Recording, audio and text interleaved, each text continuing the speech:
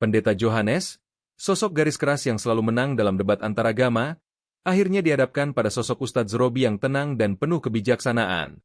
Saat pertanyaan tajam tentang Nabi Muhammad dan Yesus dilontarkan, siapa sangka Johannes justru dibuat terdiam? Bagaimana mungkin seorang pendeta Katolik terkenal itu kalah dalam debat agama? Apa rahasia di balik keheningan itu? Kota Simon adalah kota kecil yang terletak di antara pegunungan dan lembah, tersembunyi dari hiruk-pikuk dunia luar namun begitu hidup dengan denyut masyarakat yang beragam.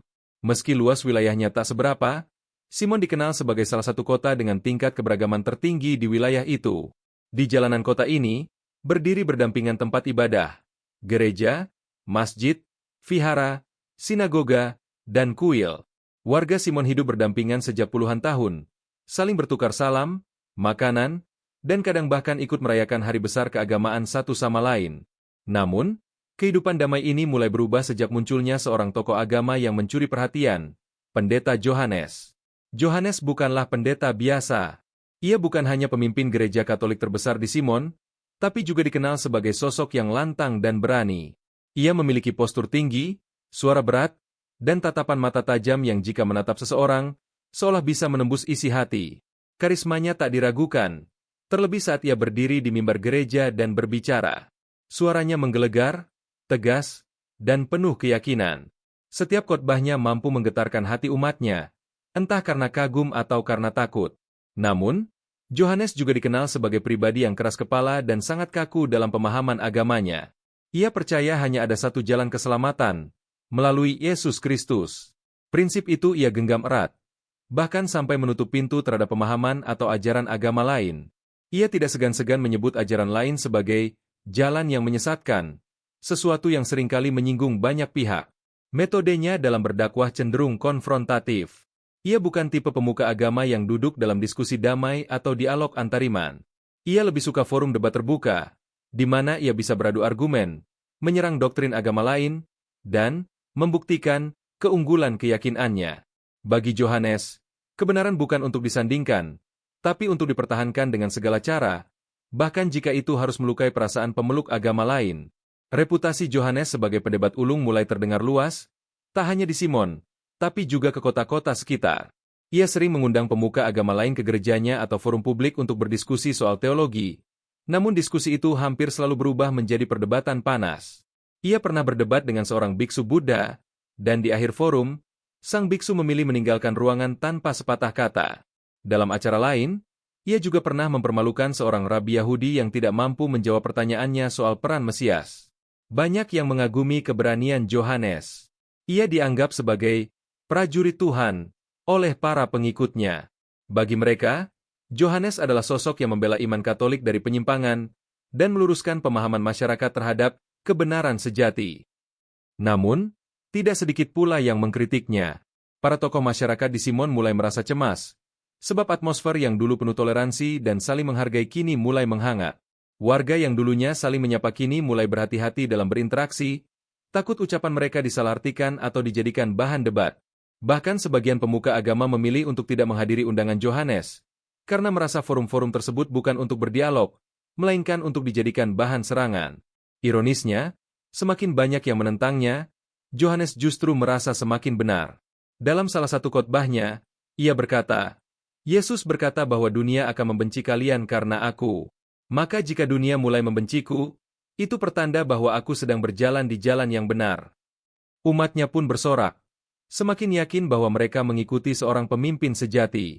Suatu ketika, setelah menyelesaikan debat sengit dengan seorang tokoh Hindu, Johannes tersenyum lebar saat meninggalkan forum. Di tangannya tergenggam Alkitab yang lusuh, dan di kepalanya berkecamuk keyakinan bahwa misinya belum selesai. Tinggal satu lagi, gumamnya pelan, Islam. Jika aku bisa membuat tokoh Islam tunduk, maka tak ada lagi yang bisa menyangkal siapa yang membawa kebenaran. Ucapan itu bukan sekadar ambisi pribadi. Bagi Johannes, ini adalah pertempuran spiritual. Dan baginya, Islam adalah tantangan terbesar. Agama dengan jutaan penganut, ajaran yang sangat sistematis, dan kitab suci yang telah bertahan ribuan tahun. Ia tahu ia tak bisa asal bicara. Maka ia pun mulai membaca, untuk pertama kalinya dengan serius, kitab suci yang akan menjadi lawan utamanya dalam perdebatan mendatang, Al-Quran. Apa yang ia temukan dalam lembar-lembar kitab itu? akan mengubah segalanya. Yohanes tak pernah melihat agama sebagai taman bunga yang beraneka rupa dan indah karena keberagamannya. Baginya, kebenaran tidak bisa bercampur, tidak bisa dibagi, dan yang lebih penting, tidak bisa ditawar. Pemahaman inilah yang menjadi dasar dari serangkaian aksinya yang kontroversial, debat terbuka lintas agama. Semua bermula dari satu acara kecil di aula gerejanya, beberapa tahun lalu. Kala itu, Yohanes mengundang seorang tokoh Hindu lokal, Pandit Mahadev, untuk hadir dalam forum diskusi terbuka. Judul acaranya terdengar bersahabat, mengenal kebenaran dalam keberagaman. Tapi nyatanya, forum itu bukanlah untuk saling mengenal, melainkan untuk saling menjatuhkan. Pandit Mahadev datang dengan niat baik. Ia membawa kitab Weda, beberapa catatan pribadi, dan bunga marigold sebagai simbol perdamaian. Tapi saat diskusi dimulai, Yohanes langsung menyerang. Ia mempertanyakan konsep reinkarnasi, menyebutnya sebagai dongeng yang tak masuk akal. Ia menuduh sistem kasta dalam ajaran Hindu sebagai bentuk ketidakadilan spiritual. Pandit Mahadev mencoba menjelaskan dengan tenang, namun Yohanes terus mendesak dan memotong pembicaraan. Akhirnya, dengan wajah letih, sang pandit menunduk dan berkata, "Kalau kamu hanya ingin menang, bukan memahami, maka saya rasa tak ada gunanya kita berbicara." Tapi di mata penonton, Yohanes telah mengalahkan tokoh Hindu itu. Dan disinilah semuanya dimulai. Tak lama setelah itu, Yohanes kembali mengadakan forum terbuka. Kali ini, lawannya adalah Biksu Tenzin, seorang tokoh Buddha dari biara di pinggiran kota. Tema debat, apa makna kehidupan dan penderitaan? Biksu Tenzin datang membawa ketenangan khas Buddha. Suaranya pelan, bahasanya lembut, dan jawabannya selalu menenangkan. Namun, bagi Yohanes, semua itu hanya kelemahan. Ia menyerang konsep karma, menyindir kepercayaan akan kelahiran kembali sebagai bentuk pelarian dari tanggung jawab terhadap dosa. Ia bahkan menyebut ajaran non-teisme Buddha sebagai ajaran kosong yang membingungkan umat manusia. Meski Biksu Tenzin tetap tenang, publik menilai dia dikalahkan. Media lokal menulis, Yohanes kembali menang. Buddha tak berkutik. Foto Yohanes dengan tangan terangkat menjadi simbol kekuatan. Sekali lagi, dia menjadi pemenang. Debat ketiga adalah yang paling ramai. Kali ini, lawannya adalah Rabbi Eliezer, seorang Yahudi yang dihormati di Simon karena sikapnya yang sangat moderat. Tema debatnya lebih teologis. Siapakah Mesias yang sebenarnya? Yohanes sangat siap dalam debat ini. Ia mengutip kitab-kitab Taurat, menampilkan nubuat-nubuat tentang kedatangan Yesus, dan mematahkan argumen sang Rabbi dengan ketajaman retorika. Rabbi Eliezer sebenarnya menjawab dengan tenang dan argumentatif. Namun Yohanes berkali-kali mengarahkan forum ke arah emosional. Ia menuduh bangsa Yahudi, menolak juru selamat, dan membunuh nabi-nabi. Debat itu berakhir dengan keheningan yang aneh.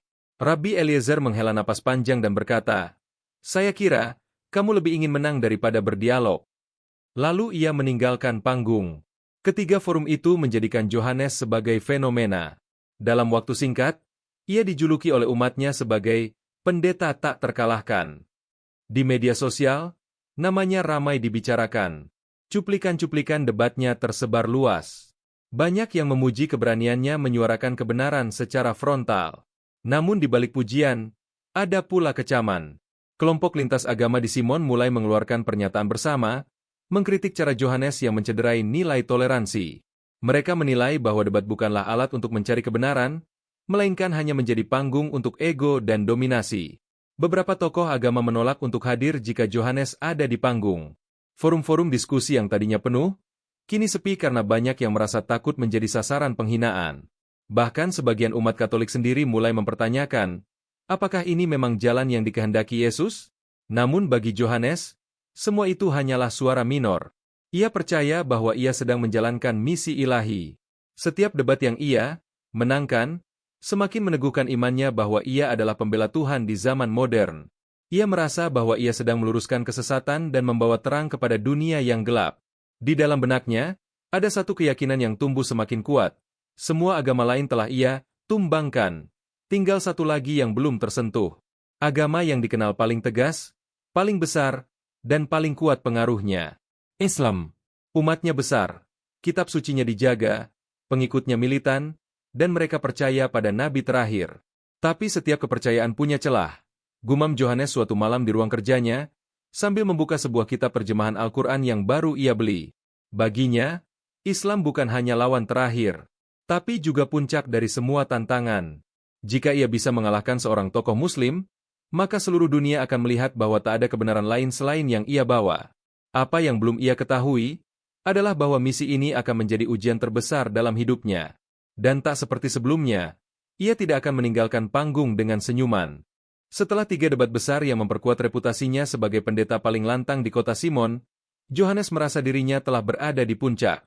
Ia telah berhadapan dengan tokoh-tokoh dari agama-agama tua yang dihormati di dunia, Hindu, Buddha, dan Yahudi. Dan sejauh ini, tidak ada satupun yang mampu menandingi ketajaman logikanya maupun keteguhan keyakinannya. Namun, di balik semua sorak-sorai dan pujian, ada satu rasa yang terus mengusik benaknya. Belum ada yang benar-benar membuatnya terdesak. Ia haus akan tantangan yang lebih besar, lebih serius, lebih berisiko. Dan dalam daftar panjang agama-agama di dunia, hanya satu yang belum disentuh olehnya, Islam. Islam bukan hanya agama terbesar di kota Simon, tetapi juga yang paling kokoh dalam hal struktur kepercayaan, pengikut yang militan dalam keimanan, dan doktrin yang nyaris tak tergoyahkan. Johannes tahu, jika ia ingin menyentuh Islam, ia tidak bisa asal menyerang seperti sebelumnya. Kali ini, ia harus menyelam lebih dalam. Ia harus memahami, meneliti, dan menemukan celah yang bisa digunakan dalam forum debat nanti. Ia mulai dengan membeli beberapa terjemahan Al-Quran dari toko buku lokal. Diam-diam, ia juga meminjam kitab-kitab tafsir klasik dari perpustakaan Universitas Teologi di kota sebelah. Di balik pintu ruang kerjanya yang selalu tertutup rapat, Johannes menghabiskan malam demi malam membaca, mencatat, dan menandai ayat-ayat yang menurutnya bisa menjadi titik serang. Namun, setelah berminggu-minggu membaca, Johannes justru mulai merasakan sesuatu yang berbeda. Al-Quran yang ia kira akan penuh dengan kontradiksi dan kesalahan logika, justru terasa padat, runtut, dan penuh keyakinan. Ia menemukan banyak pengulangan, ya, tapi setiap pengulangan mengandung penekanan makna. Ia membaca kisah para nabi dalam sudut pandang yang berbeda, dan meski tak selalu cocok dengan Injil yang ia yakini, ada ketegasan dalam narasi Al-Quran yang membuatnya berpikir. Dalam hati kecilnya, ia harus jujur, kitab ini nyaris sempurna. Tapi Johannes tak ingin menyerah begitu saja. Kejujuran batinnya dikalahkan oleh hasrat logikanya. Ia tidak sedang mencari kebenaran, ia sedang mencari titik lemah. Dan titik lemah itu, bagaimanapun, pasti ada, begitu pikirnya. Ia pun mulai membuka literatur-literatur sekunder, hadis-hadis, sejarah Nabi Muhammad, buku-buku orientalis lama yang kerap mengkritik Islam dari sudut pandang barat. Ia membaca dengan saksama, mencari hal-hal yang bisa dipelintir, dipertanyakan, atau dibenturkan dengan nilai-nilai modern. Hingga akhirnya, ia menemukan satu celah yang menurutnya paling sensitif dan paling bisa mengguncang, pernikahan Nabi Muhammad dengan Aisyah yang masih sangat muda. Di matanya, ini adalah senjata. Ia yakin, jika ia membawa isu ini ke forum terbuka, masyarakat modern akan langsung berpihak padanya. Isu ini terlalu kuat untuk disangkal begitu saja. Ia pun menyusun strategi. Ia mencatat data usia, kutipan hadis, bahkan argumen dari akademisi barat yang sering mengkritik praktik pernikahan dini dalam sejarah. Ia mempersiapkan pertanyaan yang tajam, dengan nada yang seolah ingin membuka mata umat Islam. Namun, semua riset itu ia lakukan secara diam-diam. Ia tahu bahwa jika umat Islam tahu lebih awal bahwa ia sedang mempersiapkan debat, mereka akan bersiap lebih matang. Maka ia memutuskan untuk membuat serangan ini menjadi kejutan. Sambil terus membaca dan mempersiapkan, Johannes juga mulai mencari lawan debat. Ia tahu tidak sembarang orang bisa ia ajak. Harus seseorang yang cukup dikenal, cukup dihormati, dan memiliki pengaruh kuat di komunitas Muslim. Nama-nama bermunculan, tapi satu nama membuatnya tertarik, Ustadz Robi. Robi bukan tipe pendakwah yang keras atau suka tampil. Ia dikenal lembut, bijak, dan sangat tenang dalam menyampaikan dakwah. Ceramahnya lebih banyak bicara soal hati, ketenangan, dan makna kehidupan. Tapi justru itu yang membuat Johannes tertarik. Ia ingin membuat seseorang yang tenang menjadi goyah. Ia ingin membuktikan bahwa tidak ada keimanan yang tak bisa digoyang dengan logika tajam. Ia mengirim surat resmi kepada komunitas masjid, mengundang Ustadz Robi dalam forum debat terbuka yang akan digelar bulan depan. Dalam suratnya, ia menuliskan tema umum, menakar keteladanan Nabi Muhammad dan Yesus Kristus. Tema itu tampak netral. Tapi Yohanes sudah tahu di mana ia akan menyerang. Ia sudah menyiapkan panggung, dan ia sudah menyiapkan pelurunya. Yang belum ia siapkan adalah apa yang akan terjadi jika tembakannya justru berbalik arah. Di tengah hingar-bingar forum debat antaragama yang dipenuhi suara tinggi dan wajah memerah karena emosi, nama Ustadz Robi mulai mencuat seperti angin sejuk di musim kemarau. Ia bukan tokoh yang suka tampil di televisi atau sengaja mencari panggung. Penampilannya sederhana, gamis putih polos, sorban kecil yang sering tak dipakai, dan senyum yang hampir selalu mengiringi setiap ucapannya. Tapi justru kesederhanaan itulah yang menarik perhatian banyak orang. Robi adalah pendakwah muda. Usianya belum genap 35 tahun. Namun di usia itu, ia sudah menjadi panutan bagi ribuan orang, bukan hanya dari kalangan Muslim, tapi juga lintas agama.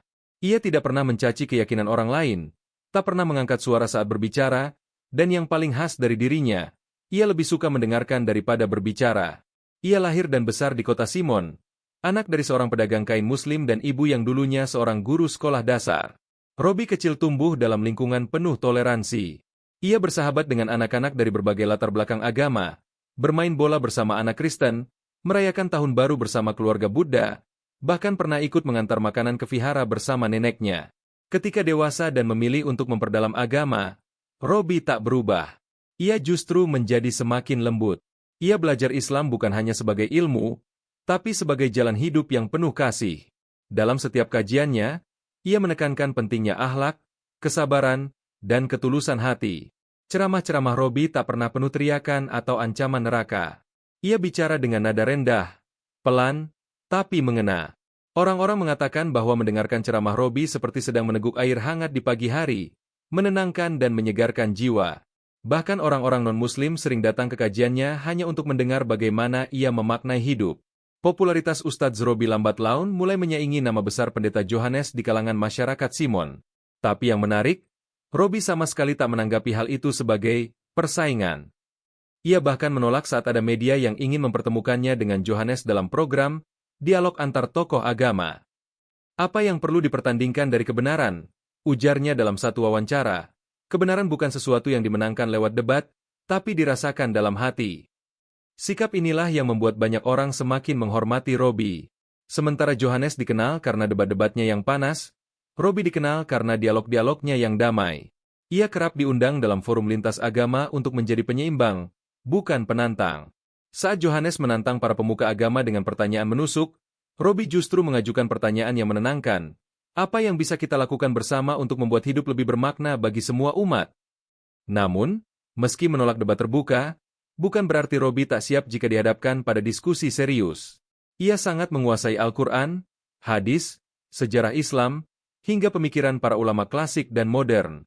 Ia hanya memilih untuk menyampaikan semua itu dengan cara yang lebih bijaksana. Prinsipnya satu, menang dalam perdebatan tidak selalu berarti memenangkan hati manusia. Suatu hari, ketika undangan dari Pendeta Yohanes sampai di tangannya, Robi sempat diam cukup lama. Surat itu ditulis dengan bahasa formal dan tema yang tampak netral, menakar keteladanan Nabi Muhammad dan Yesus Kristus. Namun, Robi tahu bahwa ini bukan undangan dialog, melainkan panggung debat yang telah disusun dengan rapi. Beberapa sahabat dan jamaah menyarankannya untuk menolak. Tak perlu turun ke level itu, Ustadz, ujar salah satu muridnya. Dia bukan sedang mencari kebenaran, tapi kemenangan. Namun Robi tidak langsung menjawab. Ia memilih untuk melakukan istikharah, memohon petunjuk dari Allah dalam doa malamnya. Dalam sujud panjangnya, ia meminta kejelasan, apakah ia harus menghadapi Yohanes, atau membiarkannya sendiri dalam egonya. Keesokan harinya, wajah Robi tetap tenang. Ia memanggil beberapa orang dekatnya dan berkata, kalau niatnya benar, maka tak akan ada yang rugi dari dialog. Mungkin Allah ingin menjadikan ini sebagai pelajaran. Bukan hanya untuk dia, tapi juga untuk kita semua. Dan dengan itu, ia memutuskan untuk menerima undangan Yohanes.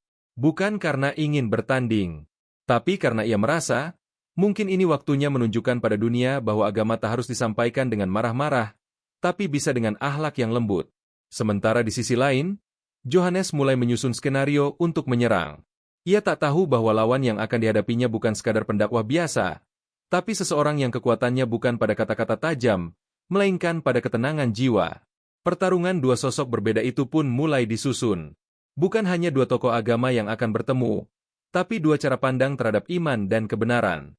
Dan kota Simon akan menjadi saksi dari sebuah peristiwa yang tak akan pernah mereka lupakan. Malam-malam panjang telah dilalui Johannes di dalam ruang kerjanya yang sunyi. Dindingnya dipenuhi rak-rak buku tua, sebagian besar bertema agama dan filsafat. Di meja kerjanya, berserakan kitab suci dari berbagai agama, catatan debat-debat terdahulu, dan kini, tumpukan tafsir Al-Quran, hadis-hadis syahih, dan karya-karya orientalis barat tentang Islam. Selama berbulan-bulan, Johannes telah mencurahkan seluruh energinya untuk mengkaji Islam. Ia tidak membaca Al-Quran untuk menemukan kebenaran, tapi untuk mencari kelemahan. Namun semakin ia baca, semakin sulit baginya menemukan celah yang benar-benar bisa ia serang dengan logika. Ia akui dalam hati, Al-Quran bukanlah kitab biasa. Struktur bahasanya padat, pesan moralnya kuat, dan narasi sejarahnya lebih teratur daripada yang ia duga. Namun Johannes adalah orang yang tidak mudah menyerah. Ia yakin, setiap sistem pasti punya titik lemahnya. Ia tinggal mencarinya lebih dalam. Ia mulai menjelajahi teks-teks sejarah Islam yang lebih sensitif, biografi Nabi Muhammad secara detail, termasuk aspek kehidupan pribadinya. Dan di sanalah, ia menemukan sesuatu yang baginya seperti emas di tengah tambang, pernikahan Nabi Muhammad dengan Aisyah yang masih sangat muda. Berdasarkan beberapa riwayat hadis yang masyhur, Aisyah dinikahi Nabi Muhammad saat masih anak-anak. Bagi Johannes, ini adalah titik serang paling kuat. Dalam masyarakat modern, pernikahan usia muda dianggap sebagai pelanggaran etika, bahkan bisa digolongkan sebagai bentuk pelecehan. Ia membayangkan betapa besar reaksi publik bila hal ini ia ungkapkan dalam forum terbuka, terutama jika ia mengemasnya dengan kalimat dramatis. Jika Muhammad disebut sebagai manusia paling sempurna, mengapa ia melakukan sesuatu yang sekarang kita anggap menjijikkan? Tulis Johannes dalam catatannya. Ia merasa, serangan ini akan menjadi pukulan telak, bukan hanya terhadap Ustadz Zrobi, tapi terhadap seluruh umat Islam yang hadir. Ia meyakini bahwa mereka tidak akan mampu menjawab tanpa tergelincir ke dalam pembelaan yang terdengar lemah di hadapan publik modern. Johannes pun mulai menyusun kerangka presentasinya. Ia menyiapkan kutipan dari hadis Bukhari, lalu membandingkannya dengan standar hak anak dalam hukum internasional. Ia mengutip pendapat psikolog barat tentang dampak pernikahan dini. Semua dirancang untuk membentuk opini bahwa Islam mengajarkan praktik kuno yang tidak sesuai dengan nilai kemanusiaan hari ini. Semakin mendekati hari debat, Johannes semakin percaya diri. Ia berdiri di depan cermin ruang kerjanya, membayangkan dirinya berbicara lantang di hadapan ratusan hadirin. Ia melihat Ustadz Zrobi terdiam, tersudut, tak bisa menjawab. Ia membayangkan para penonton mulai ragu terhadap nabi mereka sendiri. Di kepalanya, debat kali ini akan menjadi klimaks dari semua pertempuran teologis yang selama ini ia jalani. Maka pada hari Minggu pagi, sepekan sebelum debat, Johannes mengumumkan secara resmi acara debat terbuka melalui konferensi pers kecil di halaman depan gerejanya. Ia berdiri di belakang podium kayu berukir salib emas, dikelilingi oleh para pendukung dan beberapa wartawan lokal. Setelah sekian lama berdialog dengan berbagai pemuka agama, katanya lantang, saya akan menghadapi tantangan terbesar, menakar keteladanan sosok yang dianggap nabi terakhir oleh umat Islam, dan membandingkannya dengan keteladanan Yesus Kristus, Tuhan dan Juru Selamat umat manusia. Ia berhenti sejenak, lalu menatap kamera. Debat ini akan membahas nilai-nilai moral, keteladanan, dan terutama siapa yang pantas dijadikan panutan sejati oleh umat manusia. Kalimat itu langsung menyebar di media sosial dan grup-grup diskusi. Warga Simon pun geger. Sebagian merasa tertarik dan penasaran, sebagian lagi cemas, terutama komunitas Muslim. Mereka tahu betul siapa Johannes dan seperti apa gayanya saat berhadapan di forum publik. Mereka khawatir ini akan menjadi ajang provokasi, bukan dialog. Namun Ustadz Zrobi, yang telah menerima undangan itu sejak beberapa minggu sebelumnya, tetap tenang. Ia tidak mengeluarkan pernyataan apapun. Ia tidak membalas secara terbuka, tidak pula berusaha menenangkan kegaduhan. Ia hanya memperbanyak waktu membaca, berdoa, dan merenung. Beberapa pengikutnya bertanya, "Ustadz, mengapa tidak dibatalkan saja? Ini jebakan." Robi tersenyum dan menjawab, bila niat seseorang adalah untuk menjatuhkan, maka ia akan terpleset oleh lubang yang ia gali sendiri. Tapi bila niat kita untuk berdiri dengan kebenaran, maka tak ada yang perlu ditakuti. Debat yang akan digelar di aula terbesar kota Simon kini menjadi perbincangan hangat di mana-mana. Tokoh-tokoh lintas agama, mahasiswa, jurnalis, hingga masyarakat awam, semua bersiap menyaksikan pertarungan intelektual dua tokoh besar. Namun hanya sedikit yang tahu bahwa pertarungan ini tidak akan berakhir seperti yang Yohanes rencanakan. Pagi itu, kota Simon terasa berbeda. Langit masih biru cerah, angin bertiup sejuk, tapi suasana hati masyarakat terasa seperti menjelang pertandingan besar. Bukan pertandingan sepak bola atau konser selebriti, tapi sesuatu yang jauh lebih sensasional. Debat terbuka antara Pendeta Yohanes dan Ustadz Robi. Berita tentang debat itu sudah tersebar kemana-mana sejak sepekan sebelumnya. Selebaran digital berisi foto Yohanes dan Robi berseberangan, dengan tulisan besar, membedah keteladanan dua nabi, Muhammad dan Yesus, beredar luas di media sosial. Acara itu disiarkan langsung oleh dua stasiun televisi lokal dan di-streaming oleh sejumlah kanal YouTube dan TikTok keagamaan. Bahkan beberapa media nasional mulai meliput, menyebut acara ini sebagai dialog paling dinanti tahun ini. Sejak pagi, warga sudah mulai berdatangan ke gedung serbaguna Simonia, aula terbesar di kota itu. Mereka datang dari berbagai penjuru kota, bahkan ada yang dari luar daerah. Beberapa datang karena ingin mencari ilmu, beberapa karena penasaran, dan tak sedikit pula yang datang hanya karena ingin melihat siapa yang menang. Di antara kerumunan, tampak perwakilan dari berbagai komunitas agama, pendeta dari gereja kecil di pinggiran kota, biksu dari Vihara Bukit Timur, tokoh Hindu dari komunitas India kecil di Simon, bahkan seorang rabi Yahudi dari luar kota yang dulu pernah berdebat dengan Yohanes. Semua berkumpul, bukan hanya untuk menyaksikan debat, tapi karena mereka tahu, ini adalah peristiwa yang bisa menentukan arah toleransi di kota mereka. Pukul 9 tepat, suasana aula sudah sesak oleh ribuan orang. Kamera televisi siaga di sudut-sudut ruangan. Mikrofon-mikrofon berjajar di meja panjang yang dihias kain putih bersih, dengan dua kursi utama di tengahnya, untuk Yohanes dan Robi. Lalu, Yohanes datang. Ia masuk dari pintu belakang panggung dengan rombongan kecil. Jubah pendeta putih panjangnya melambai ketika ia berjalan, salib emas tergantung di dada, dan wajahnya tampak sangat siap. Yohanes berdiri tegak, matanya menyapu ruangan seperti seorang jenderal yang akan maju ke medan perang. Ia menyapa para jurnalis, sempat melontarkan beberapa kalimat kepada media, lalu duduk dengan mantap di kursinya. Tak lama kemudian, dari pintu utama aula, datanglah sosok yang ditunggu-tunggu, Ustadz Robi. Ia tidak membawa rombongan besar, hanya ditemani dua sahabatnya, dan ia sendiri mengenakan baju koko sederhana, celana panjang longgar, dan sorban tipis yang dilipat rapi di bahunya. Wajahnya tenang, matanya lembut, dan langkahnya perlahan tapi pasti. Saat melangkah melewati kerumunan, orang-orang otomatis memberi jalan. Beberapa jamaah muslim menunduk penuh hormat, sementara dari arah lain, orang-orang non-muslim ikut tersenyum padanya. Yang mengejutkan, Robi menghampiri Yohanes terlebih dahulu. Ia menyodorkan tangan sambil tersenyum. "Selamat pagi, pendeta. Semoga kita berdialog dengan hati yang tenang." Yohanes sempat terkejut, namun akhirnya membalas jabat tangan itu. "Selamat pagi. Saya harap Anda siap," jawabnya singkat, namun terdengar penuh tekad. Moderator debat, seorang profesor netral dari Universitas Simonia, membuka acara dengan nada serius. Ia memperkenalkan kedua tokoh, menjelaskan format debat, dan menekankan bahwa ini adalah forum untuk berpikir, bukan bertengkar. "Yang mulia para hadirin," katanya, "debat hari ini bukan untuk memenangkan ego, tetapi untuk mendengarkan. Kita akan menyimak dua tokoh besar berbicara tentang dua figur agung dalam sejarah umat manusia, Nabi Muhammad dan Yesus Kristus. Mari kita jaga suasana, dan kita jaga hati." Sontak, aula bergemuruh oleh tepuk tangan. Kamera mulai merekam, komentar-komentar di media sosial terus mengalir. Beberapa memuji ketenangan Robi, beberapa menunggu serangan dari Yohanes. Hashtag debat Simonia bahkan mulai trending di Twitter dan TikTok.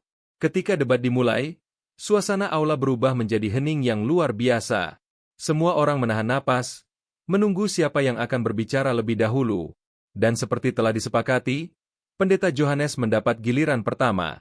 Ia berdiri perlahan, membuka catatannya, dan menatap langsung ke arah Robi. Suara Yohanes lantang dan tegas. Ia mulai dengan pembukaan yang dramatis, menyebut Yesus sebagai sosok yang tanpa cacat, tanpa cela, penuh kasih, dan menjadi teladan sempurna bagi seluruh umat manusia. Lalu, ia masuk ke topik utama, keteladanan dalam kehidupan pribadi Nabi Muhammad. Dan disinilah, serangan yang telah lama ia siapkan akhirnya keluar. Yohanes berkata, "Jika kita ingin membandingkan keteladanan, maka izinkan saya bertanya dengan jujur, bagaimana mungkin seorang nabi yang dikatakan agung, menikahi seorang gadis yang baru berumur 6 tahun, dan menggaulinya di usia 9 tahun. Suasana aula mendadak berubah. Beberapa orang tampak menegang, sebagian menunduk, dan sebagian lainnya terlihat gelisah. Johannes berdiri tegak, menatap Robi dengan sorot kemenangan. Tapi Robi hanya tersenyum tipis. Ia tidak menanggapi dengan emosi, tidak langsung membela. Ia menatap Johannes dengan tatapan yang penuh kehangatan, lalu melirik sebentar ke arah moderator untuk memastikan bahwa ia akan mendapat giliran bicara. Aula kembali tenang, tapi atmosfernya kini terasa seperti badai yang belum datang. Semua menanti. Apa yang akan Robi katakan? Sorot lampu panggung menyorot wajah pendeta Johannes dengan tegas. Ia berdiri tegap, tangannya menggenggam catatan dengan keyakinan penuh. Suaranya terdengar lantang, menggema di seluruh penjuru aula. Jika kita ingin bicara tentang keteladanan, katanya, maka marilah kita bicara dengan jujur. Para penonton menahan napas. Johannes melanjutkan, Yesus Kristus hidup dalam kesucian. Ia tidak pernah menikah. Ia tidak pernah mengambil hak siapapun. Ia hidup untuk mengasihi, menyelamatkan, dan menjadi teladan sempurna bagi semua manusia. Ia lalu membalik lembar catatannya, dan dengan nada yang mulai meninggi, ia melontarkan pertanyaan yang telah lama ia persiapkan. Tetapi bagaimana dengan Muhammad? Katanya sambil menatap tajam ke arah Ustadz Robi. Seorang yang kalian sebut sebagai nabi terakhir, teladan utama, rahmat bagi semesta alam. Tapi, bagaimana mungkin seorang yang mulia tega menikahi seorang gadis kecil berusia 6 tahun dan menggaulinya di usia 9 tahun? Seketika, aula sunyi. Hening. Tak ada batuk. Tak ada bisik-bisik. Johannes berdiri di tengah keheningan itu, mengangkat suara, kali ini lebih tajam. Bukankah itu bentuk eksploitasi anak? Bukankah itu perilaku yang dalam hukum modern disebut tidak manusiawi, bahkan kriminal? Kamera televisi menangkap ekspresi para penonton. Beberapa tampak terkejut, beberapa lainnya gelisah. Di barisan depan, beberapa jurnalis mencatat cepat, sementara di barisan tengah, para penonton mulai saling pandang. Johannes melangkah pelan ke depan, menatap hadirin, lalu kembali menoleh ke arah Robi. Jika ini adalah contoh yang ditinggalkan oleh seorang nabi, bagaimana mungkin ajaran itu bisa dianggap moral? Apakah agama yang mengajarkan hal seperti ini masih layak diikuti di zaman yang beradab ini? Ia mengakhiri pertanyaannya dengan nada yang terdengar seperti vonis. Seolah-olah ia sudah memutuskan, dan kini hanya menunggu pengakuan dari lawannya. Di wajah Johannes, tampak ekspresi puas, seolah ia baru saja meluncurkan panah paling tajam dari seluruh karir debatnya. Tapi Ustadz Robi, yang sejak awal hanya duduk tenang, tetap tak berubah. Ia mengangguk kecil, lalu tersenyum. Ia menatap Johannes bukan dengan kemarahan atau pembelaan impulsif, melainkan dengan pandangan yang dalam dan penuh empati. Moderator mempersilakan Robi menjawab, dan saat ia berdiri, seluruh mata tertuju padanya. Kerumunan yang semula tegang, kini menanti. Di dalam hati banyak orang, ada pertanyaan, apa yang bisa dikatakan untuk membalas tuduhan seberat itu? Beberapa orang Muslim yang hadir bahkan tampak menunduk, bukan karena malu, tapi karena takut bagaimana Robi akan menjawab. Salah jawaban, dan ini bisa jadi bumerang besar. Robi menarik napas pelan. Ia tidak membuka catatan, tidak melihat layar. Ia hanya memandang Johannes, lalu hadirin.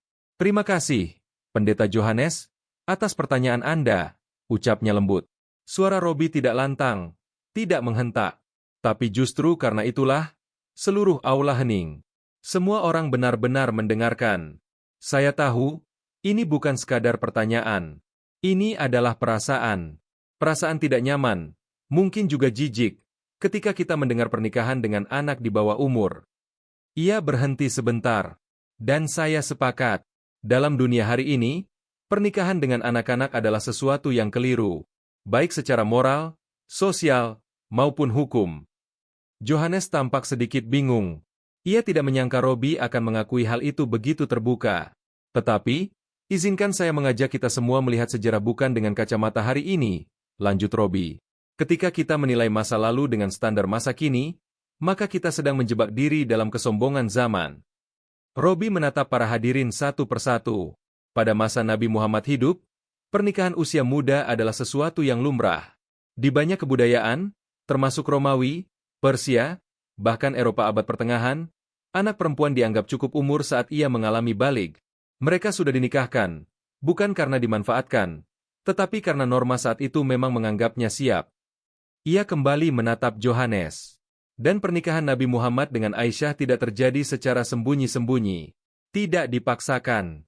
Aisyah sendiri adalah orang yang paling banyak meriwayatkan hadis, menunjukkan bahwa ia tumbuh menjadi wanita cerdas, kritis, dan penuh semangat. Tak pernah sekalipun dalam sejarah, ia mengeluh tentang pernikahan itu. Justru ia menjadi pembela ajaran Islam setelah wafatnya Nabi. Suara Robi mulai sedikit meninggi, tapi tetap dalam nada santun. Kalau kita bicara keteladanan, mari kita bicara juga tentang akhlak Nabi kepada istri-istrinya. Ia tidak pernah memukul, tidak pernah bersuara kasar. Ia membantu pekerjaan rumah, mencuci bajunya sendiri, bahkan menjahit sandalnya. Ia hidup dalam kesederhanaan dan menghormati setiap wanita di sekelilingnya. Lalu Robi mengakhiri dengan satu kalimat yang membuat seisi aula tersentak. Yang perlu kita pertanyakan bukanlah kenapa Nabi Muhammad menikahi Aisyah saat itu. Tapi, kenapa hari ini, kita sibuk mencari kesalahan masa lalu, namun menutup mata dari penderitaan perempuan hari ini yang dizalimi dalam diam, di dunia modern yang katanya beradab. Tepuk tangan pelan terdengar. Lalu semakin ramai.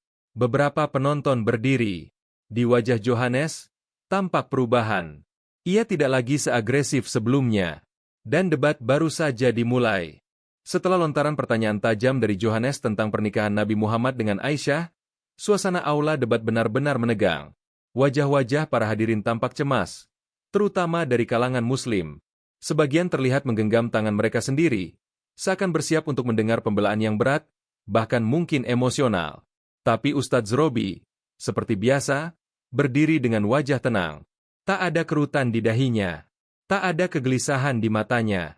Hanya keteduhan yang bahkan terasa memancar ke seluruh ruangan. Ia membuka jawabannya dengan lembut namun penuh makna. Saya tidak di sini untuk membela hal-hal yang kita semua tahu. Secara nilai zaman modern, memang tidak bisa dilakukan. Tapi saya juga tidak akan membiarkan sejarah dihakimi secara sepihak, tanpa pemahaman. Ia menatap Yohanes, lalu beralih menatap para hadirin. Bayangkan, ujarnya perlahan, jika hari ini kita berjalan ke masa lalu, ke abad ke-7, ke padang pasir Hijaz, lalu membawa serta seluruh undang-undang modern, hak anak internasional, dan persepsi psikologis tentang kedewasaan. Apakah masyarakat saat itu akan paham? Apakah mereka akan mengerti konsep yang bahkan belum lahir selama lebih dari 1000 tahun kemudian? Ia memberi jeda sejenak.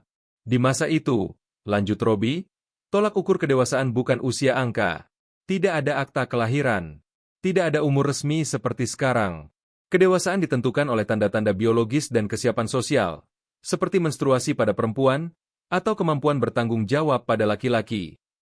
Robi mengambil contoh dari peradaban lain, bukan hanya dalam Islam. Di zaman Yahudi kuno, menurut Talmud, anak perempuan dianggap dewasa dan bisa menikah di usia 12 tahun 1 hari. Di Eropa abad pertengahan, gadis-gadis bangsawan sering dinikahkan di usia 12 atau 13 untuk mengikat aliansi politik. Bahkan dalam hukum Romawi, usia legal pernikahan adalah 12 untuk perempuan. Ia mengangkat tangannya sedikit, agar hadirin fokus. Ini bukan hanya soal Nabi Muhammad. Ini soal zaman. Ini soal bagaimana manusia memandang dunia pada waktu itu. Sorot mata Yohanes mulai berubah. Dari percaya diri, menjadi seperti tengah mencerna. Sementara para hadirin menyimak dengan khusyuk, seperti sedang mengikuti kelas sejarah besar yang hidup di depan mereka. Robi kemudian menyinggung tentang Aisyah sendiri. Aisyah bukan korban. Ia adalah intelektual muslimah paling berpengaruh sepanjang sejarah Islam. Beliau meriwayatkan lebih dari 2000 hadis. Bahkan banyak sahabat Nabi yang berguru padanya. Kalau kita bayangkan, apakah mungkin seorang korban trauma bisa tumbuh menjadi sosok sehebat itu? Apakah mungkin seorang anak yang merasa dizalimi bisa berbicara dengan bangga dan cinta tentang suaminya di sepanjang hidupnya? Suara Robi tetap datar, tenang, dan tidak emosional. Tapi tiap kalimatnya terasa seperti palu lembut yang menghantam ketidaktahuan dan prasangka. Dan satu hal yang perlu saya tegaskan, katanya lebih serius, pernikahan muda pada zaman itu bukan bentuk eksploitasi. Itu adalah norma budaya. Tidak hanya di Arab, di mana-mana.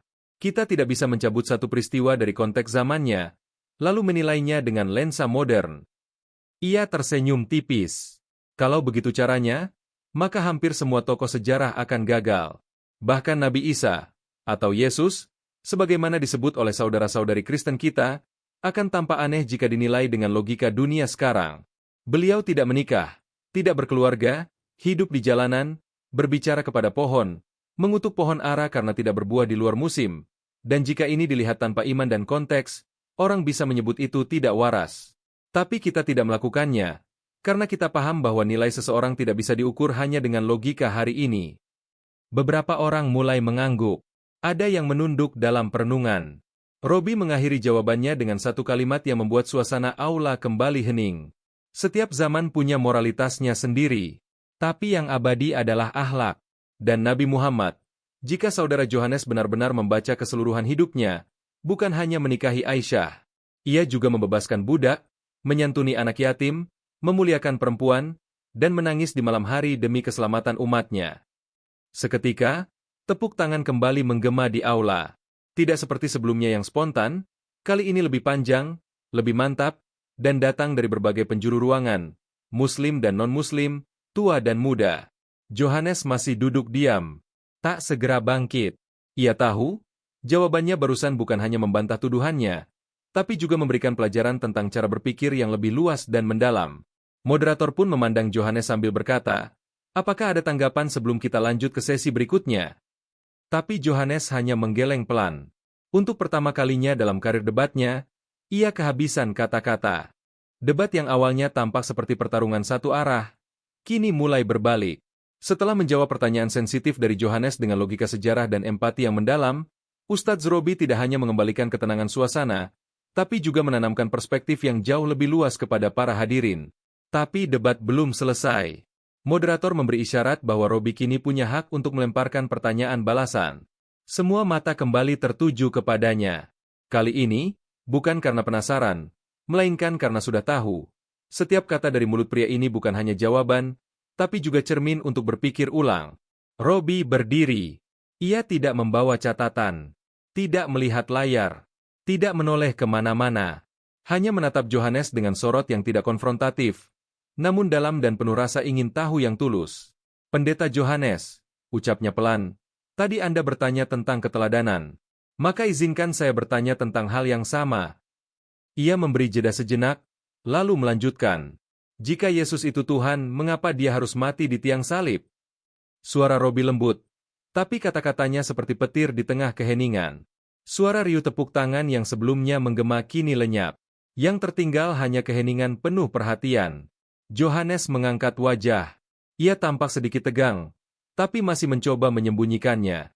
Robi melanjutkan tanpa tekanan. "Maaf jika pertanyaan saya terdengar tajam, tapi saya sungguh ingin memahami," katanya. "Anda percaya bahwa Yesus adalah Tuhan, tapi Anda juga percaya bahwa dia disiksa, diludahi, dicambuk, dan akhirnya mati tergantung di tiang salib. Bukankah Tuhan seharusnya maha perkasa?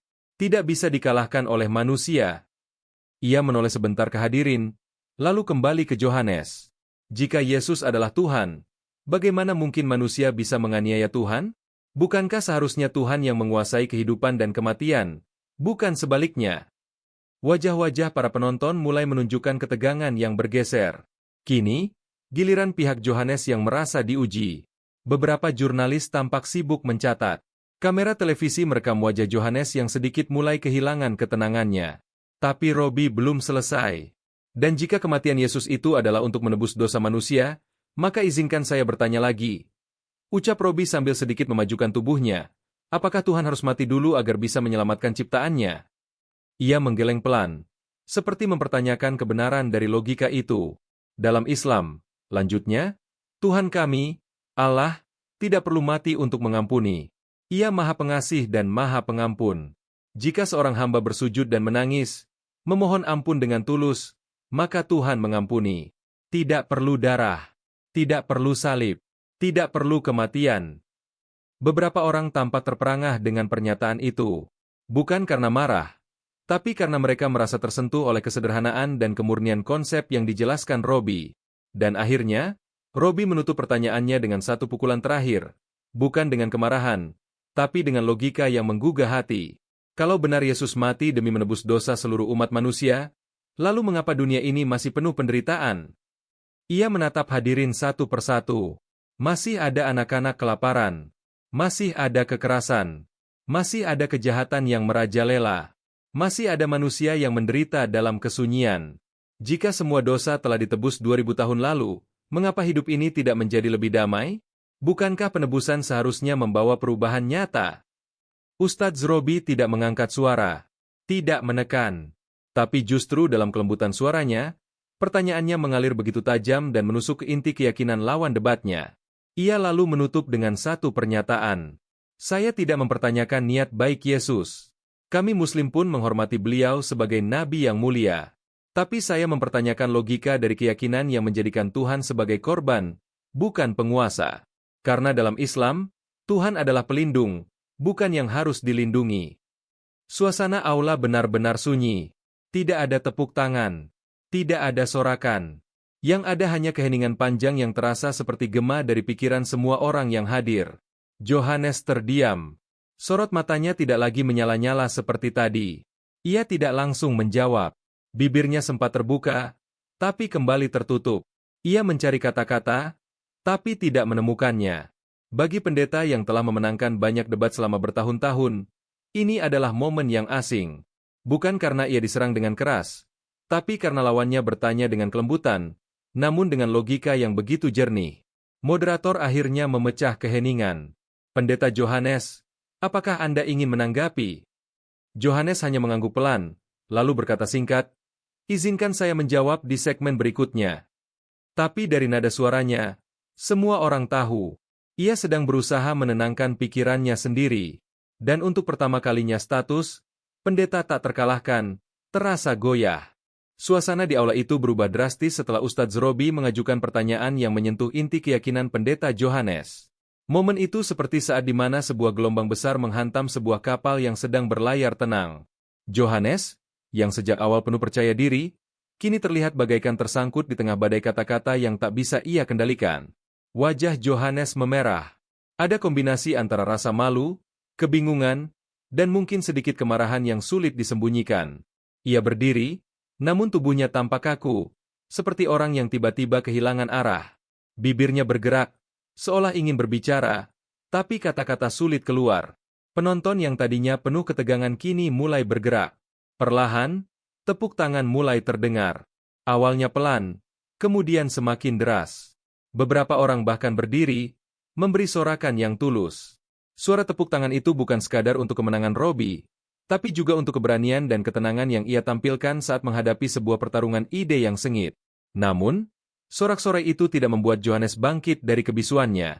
Ia tetap diam, menundukkan kepala. Mata Johannes sesekali melirik arah penonton dan kamera, tapi tak ada ekspresi yang bisa menandakan bahwa ia siap menjawab. Media yang hadir pun tidak menyia-nyiakan kesempatan ini. Kamera-kamera dari berbagai stasiun televisi dan wartawan langsung menyorot wajah Johannes dengan sangat dekat. Mereka menangkap setiap detail ekspresi, sebuah ekspresi yang jarang terlihat selama ini. Seorang reporter kamera memperbesar fokus pada wajah Johannes yang mulai basah oleh keringat. Ada kerut di dahinya, dan bibirnya yang sedikit gemetar. Semua itu berbicara tanpa kata. Seorang pendeta yang selama ini dikenal tak terkalahkan kini terpaku, terdiam dalam keheningan yang memalukan. Di layar televisi dan media sosial, gambar-gambar itu segera viral. Tagar pendeta diam menjadi trending topik dalam hitungan menit. Netizen dari berbagai kalangan mulai ramai memberikan komentar. Ada yang mengagumi ketenangan Ustadz Robi, ada pula yang mencemooh Johannes karena dianggap tidak mampu menjawab pertanyaan sederhana tapi fundamental tersebut. Di dalam aula, beberapa pengunjung mulai berbisik. Beberapa di antaranya adalah pendukung Johannes yang mulai merasa kecewa. Mereka melihat sosok yang selama ini mereka kagumi tampak goyah, seolah kehilangan pijakan di tengah badai pertanyaan. Seorang pemuda yang duduk di barisan depan berkata pelan kepada temannya, ini bukan cuma soal debat agama. Ini soal bagaimana kita menilai keyakinan dengan jujur dan terbuka. Sementara itu, Robi berdiri dengan tenang, menyaksikan keadaan tanpa ekspresi kemenangan yang berlebihan. Ia tahu, ini bukan soal siapa yang menang atau kalah, tapi tentang membuka ruang diskusi yang sehat dan penuh rasa hormat. Moderator akhirnya memutuskan untuk mengakhiri sesi tanya-jawab dan memberi jeda sejenak. Kita akan melanjutkan nanti setelah istirahat, katanya sambil menatap Johannes yang masih duduk dengan kepala tertunduk. Di luar aula, para wartawan sudah mulai mewawancarai penonton, mencari pendapat mereka. Sebagian besar menyatakan kekaguman pada cara Robi menjaga ketenangan dan menjawab dengan kedalaman wawasan. Beberapa juga mengapresiasi keberanian Johannes untuk tetap hadir meskipun menghadapi pertanyaan yang sulit. Namun, ada juga yang mengkritik sikap Johannes yang terlalu agresif dan kurang membuka ruang dialog. Seorang pendeta seharusnya bisa menerima perbedaan dengan lapang dada, bukan malah mencari-cari celah untuk menyerang, ujar seorang penonton. Kabar tentang debat itu menyebar luas ke dunia maya. Video momen keheningan Johannes menjadi viral di berbagai platform, memancing diskusi panjang di antara netizen dari berbagai latar belakang. Beberapa influencer agama dari komunitas lain ikut memberikan komentar, ada yang memuji Robi dan ada pula yang mempertanyakan metode debat Johannes. Bahkan tokoh agama dari luar kota Simon ikut memberi tanggapan. Sementara itu, di balik layar, Johannes sendiri sedang berjuang menenangkan diri. Ia menyadari bahwa malam itu bukan hanya tentang debat, tapi juga tentang sebuah pelajaran besar, tentang bagaimana menghadapi perbedaan dengan kebijaksanaan, bukan hanya dengan keberanian. Ia menarik napas panjang, menatap dirinya di cermin ruang ganti. Ia sadar, perjalanan debat ini belum selesai, dan ia harus menemukan cara untuk menjawab pertanyaan yang masih menggantung di benaknya. Dan di tengah hingar-bingar media dan sorak-sorai penonton, satu hal yang pasti, malam itu menjadi titik balik yang tidak akan dilupakan oleh semua yang hadir, maupun yang menyaksikan dari jauh. Malam itu, setelah debat berakhir, suasana di kota Simon tidak segera kembali seperti biasa. Peristiwa yang terjadi dalam forum besar itu menjadi buah bibir di mana-mana. Hanya dalam hitungan jam, cuplikan video debat antara Pendeta Johannes dan Ustadz Robi sudah tersebar luas di berbagai media sosial. Video berdurasi sekitar 5 menit itu memperlihatkan momen paling menentukan, saat Robi mengajukan pertanyaan tentang kematian Yesus dan penderitaan manusia, diikuti dengan keheningan panjang dan ekspresi terdiamnya Johannes. Sebuah detik yang tampaknya sederhana, tapi bagi banyak orang penuh makna dan simbolisme. Tagar pendeta diam dan debat agama Simon dengan cepat menjadi trending topik di Twitter, Instagram, dan Facebook. Di YouTube, video itu sudah ditonton jutaan kali hanya dalam satu hari. Komentar-komentar membanjiri unggahan tersebut dari berbagai kalangan masyarakat. Banyak yang memuji ketenangan dan kedalaman jawaban Ustadz Robi. Mereka menganggap Robi bukan hanya seorang pendakwah Muslim, tetapi juga sosok yang mampu membawa dialog antara agama ke ranah yang lebih bermartabat dan penuh penghormatan.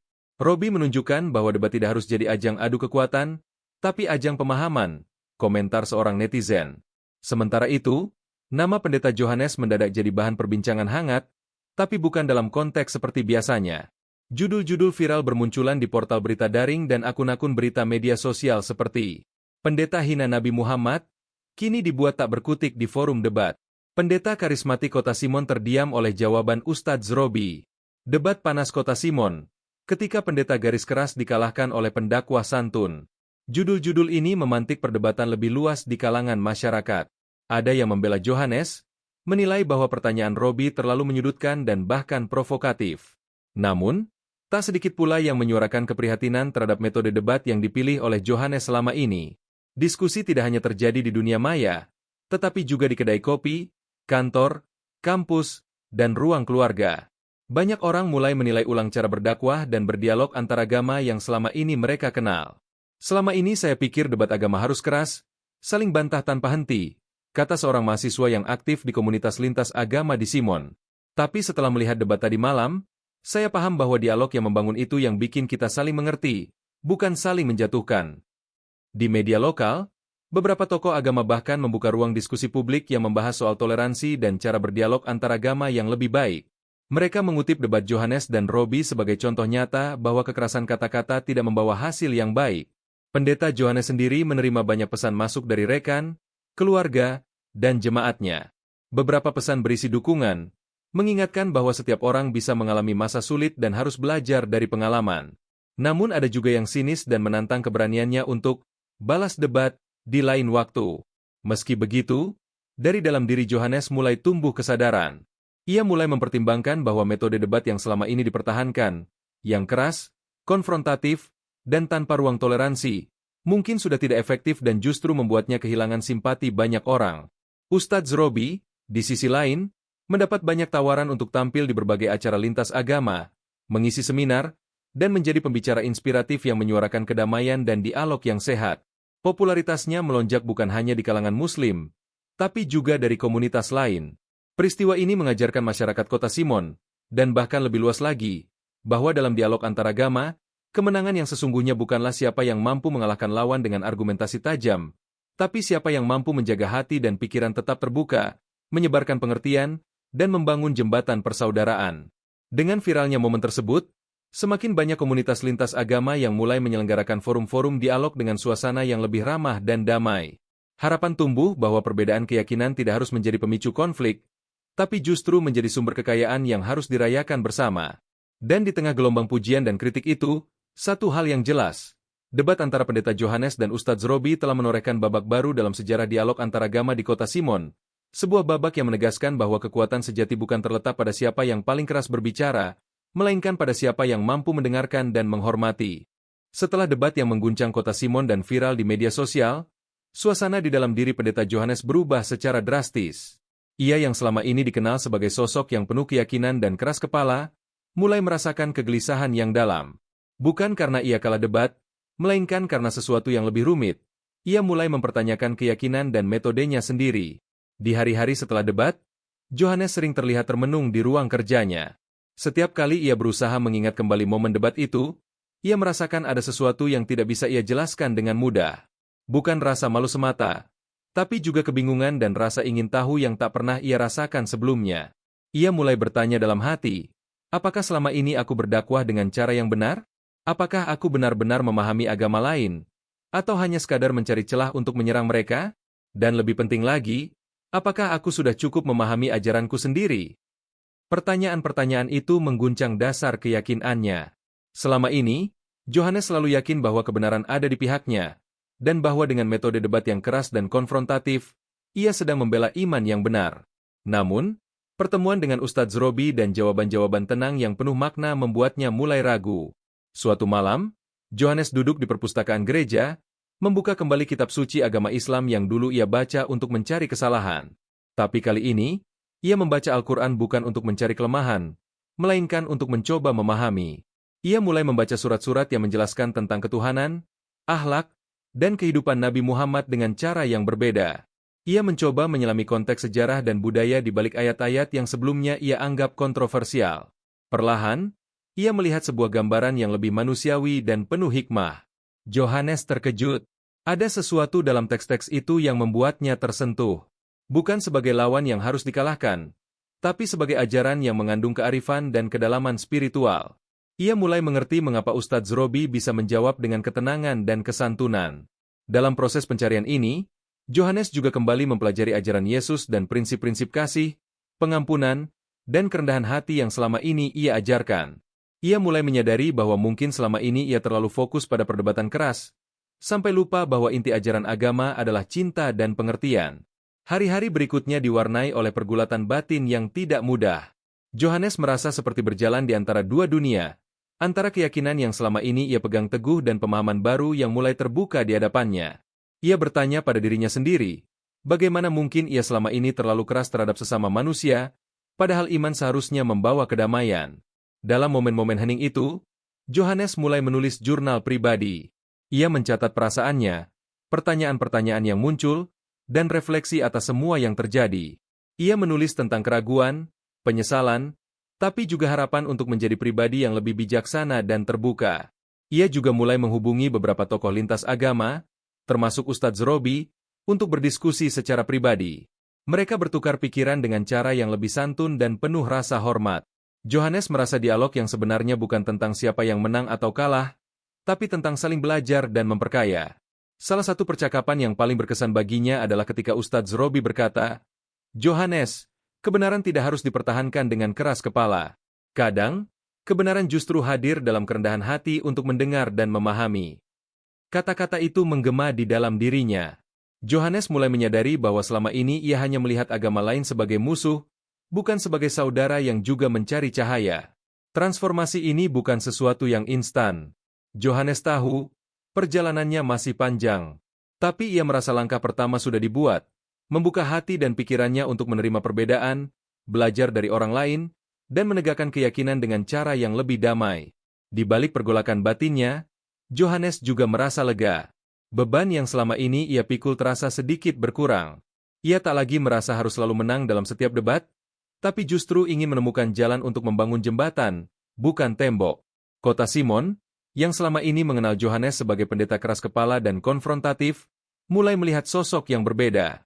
Pendeta yang kini lebih sabar, lebih bijaksana, dan lebih siap berdialog tanpa harus menang sendiri. Malam itu, di ruang kerjanya yang sederhana, Johannes menutup Al-Quran dengan penuh rasa syukur. Bukan karena ia menjadi ahli, tapi karena ia telah memulai perjalanan yang jauh lebih bermakna. Perjalanan menuju pemahaman, penghormatan, dan kedamaian.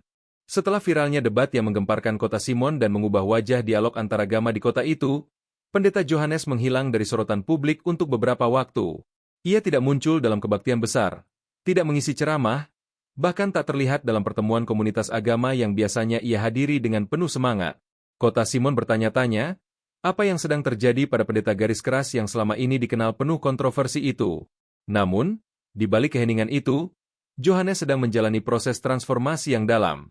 Ia tidak sekadar menarik diri karena malu atau kecewa, tapi karena ia ingin benar-benar merenungi, belajar, dan mengubah cara pandangnya tentang keimanan dan dialog antaragama. Ia menyadari bahwa kemenangan dalam sebuah debat bukanlah kemenangan sejati jika hanya meninggalkan luka dan kebencian. Beberapa bulan berlalu, dan suasana kota Simon mulai berubah pula. Dialog antaragama yang dulu dipenuhi ketegangan dan rasa saling curiga, kini mulai diwarnai oleh pendekatan yang lebih damai dan penuh pengertian. Hal ini sebagian besar berkat pengaruh yang tak langsung ditimbulkan oleh debat dan refleksi yang terjadi setelahnya. Kemudian, sebuah undangan penting datang bagi Johannes. Sebuah forum lintas agama tingkat nasional akan diadakan di kota Simon, dengan tema utama, membangun harmoni dan toleransi di tengah perbedaan. Banyak yang mengira Johannes akan menolak hadir. Namun, siapa sangka, pada hari yang ditentukan, Johannes muncul dengan sosok yang jauh berbeda dari yang selama ini dikenal. Ia datang bukan dengan wajah penuh semangat konfrontasi, melainkan dengan ketenangan dan senyum ramah yang menyiratkan kedewasaan. Para peserta forum yang awalnya tidak menyangka Johannes hadir, terkejut dan memberikan sambutan hangat. Ia naik ke panggung, tidak untuk berdebat, melainkan untuk berbicara dari hati.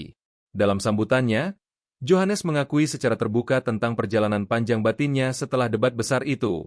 Ia mengaku bahwa selama ini ia terlalu terpaku pada metode debat yang keras dan konfrontatif, yang justru membatasi kesempatan untuk membangun pengertian dan persaudaraan. Saya belajar, katanya dengan suara tenang, bahwa dialog yang sejati bukan soal siapa yang menang atau kalah. Bukan pula soal mencari kesalahan atau celah untuk menyerang. Namun, tentang bagaimana kita bisa saling menghormati, mendengar dengan hati, dan membuka diri untuk belajar dari satu sama lain.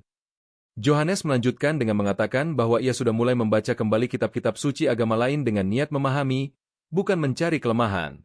Ia juga mengakui bahwa perbedaan keyakinan bukanlah halangan, melainkan kekayaan yang harus dirayakan bersama. Di dunia yang penuh perbedaan ini, saya percaya hanya ada satu jalan dialog yang damai, jalan toleransi yang bijak, dan jalan saling menghormati yang membawa kita pada kedamaian sejati, ujarnya. Saat pidatonya selesai, satu momen yang paling ditunggu-tunggu terjadi. Di sisi panggung, Ustadz Zrobi berdiri dan melangkah maju. Ia tersenyum ramah, menyelami Johannes dengan hangat di depan ribuan hadirin. Tangan keduanya berjabat erat, bukan sebagai lawan yang saling menantang, melainkan sebagai saudara seiman yang bersepakat untuk membangun jembatan perdamaian. Momen itu disambut dengan tepuk tangan meriah dari semua yang hadir. Simbol rekonsiliasi itu menjadi penutup yang indah dari kisah panjang perdebatan, keraguan, dan pencarian makna sejati dari iman dan toleransi. Setelah acara, Johannes dan Robi duduk bersama dalam sebuah diskusi informal. Mereka berbagi pengalaman dan pandangan tentang bagaimana membangun masyarakat yang lebih inklusif, damai, dan harmonis. Kita memang berasal dari jalan yang berbeda, kata Johannes, tapi tujuan kita sama, membawa cahaya dan kedamaian bagi umat manusia. Robi mengangguk setuju. Benar, Johannes. Dan saya yakin dengan cara seperti ini, kita bisa mengubah dunia, satu langkah kecil demi langkah kecil. Kota Simon pun menyaksikan babak baru dalam sejarahnya, sebuah babak di mana perbedaan agama tidak lagi menjadi jurang pemisah, melainkan jembatan yang menghubungkan hati dan pikiran. Pendeta Johannes tidak lagi dikenal sebagai pendeta garis keras yang konfrontatif, tapi sebagai sosok pendamai yang menginspirasi banyak orang. Transformasinya menjadi pelajaran berharga bahwa kekuatan sejati bukan terletak pada ketegasan dan kemenangan debat, melainkan pada kerendahan hati dan keberanian untuk berubah. Cerita ini mengingatkan kita bahwa dalam dunia yang beraneka ragam, hanya dengan saling menghormati dan memahami, kita bisa menciptakan masa depan yang lebih baik, bersama-sama, tanpa harus saling menjatuhkan.